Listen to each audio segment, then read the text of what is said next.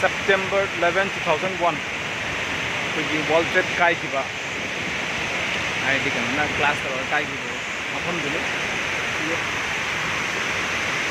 ꯎꯔꯤꯕ ꯄꯨꯈ꯭ꯔꯤ ꯑꯁꯤ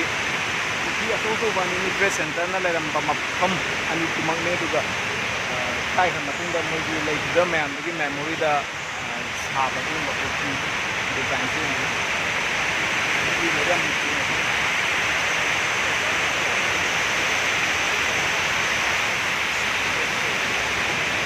ꯉꯁꯥꯏꯗꯒꯤ ꯑꯩꯈꯣꯏ ꯃꯅꯤꯄꯨꯔꯗꯒꯤꯁꯨ ꯍꯥꯏꯔꯤꯕ ꯊꯧꯗꯣꯛꯇꯨꯗ ꯂꯩꯈꯤꯗꯕ ꯖꯨꯄꯤꯇꯔ ꯌꯥꯝꯕꯦꯝ ꯃꯥꯒꯤ ꯀꯩꯅꯣ ꯃꯃꯤꯡꯁꯦ ꯊꯤꯔꯛꯄꯅꯤ ꯐꯥꯏꯅꯦꯜꯂꯤ ꯐꯪꯉꯦ ꯌꯦꯡꯕꯤꯌꯨ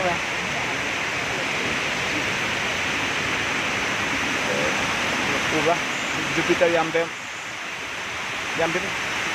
ꯖꯨꯄꯤꯇꯔ ꯌꯥꯝꯕꯦꯝ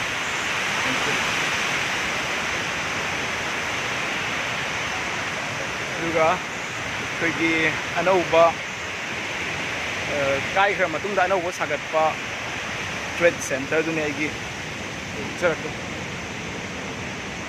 ꯌꯥꯝ ꯋꯥꯡꯃꯟꯗꯅ ꯌꯦꯡꯐꯝ ꯂꯥꯛꯐꯝ ꯈꯪꯗꯦ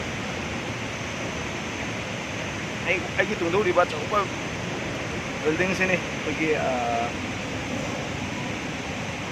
ꯍꯥꯟꯅꯒꯤ ꯑꯅꯤ ꯀꯥꯏꯈ꯭ꯔ ꯃꯇꯨꯡꯗ ꯅꯧꯅ ꯁꯥꯒꯠꯂꯛꯄ ꯁꯥꯕ ꯁꯦꯟꯇꯔꯅꯤ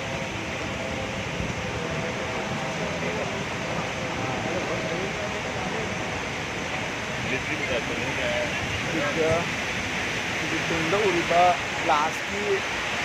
ꯌꯥꯝꯇꯛ ꯇꯧꯕ ꯃ꯭ꯌꯨꯖꯤꯌꯝꯁꯤꯅ ꯑꯩꯈꯣꯏꯒꯤ ꯀꯥꯏꯈꯤꯕꯗ ꯍꯥꯏꯕꯗꯤ ꯑꯦꯅꯤ ꯃꯦꯃꯣꯔꯤ ꯈꯨꯗꯤꯡꯃꯛ ꯑꯁꯤ ꯒ꯭ꯂꯥꯁ ꯃꯅꯨꯡꯗ ꯊꯝꯕꯅꯤ